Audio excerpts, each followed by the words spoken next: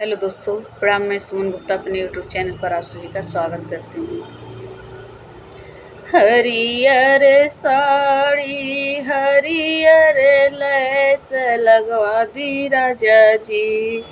हरियर साड़ी हरियर लैस लगवा दी राजा जी।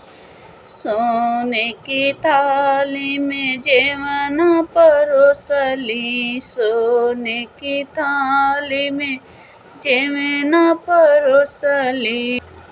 हरे रमा जेवना न जेवनी हर मोर साड़ी रे हारी कि हरे रमा जेवना न जेवनी हर मोर साड़ी रे हारी। हरियर साड़ी हरियर लैस लगवा दी राजा जी। हरियर साड़ी हरियर लैस लगवा दी राजा जी।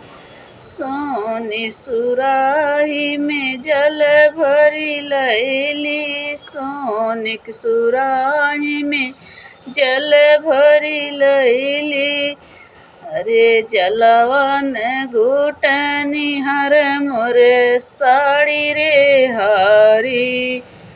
हरे रमा जलवन घुटनी हर मोर साड़ी रे हारी। हरियर साड़ी हरियर लैस लगवा दी राजा जी।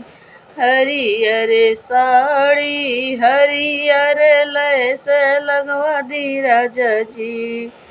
फूलवा हजारी के सेजिया लगवली, फूलवा हजारी के सेजिया लगवली।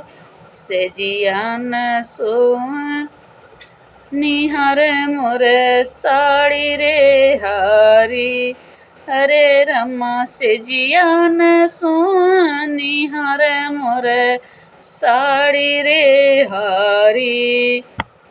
हरियर साड़ी हरियर लैस लगवा दी राजा जी।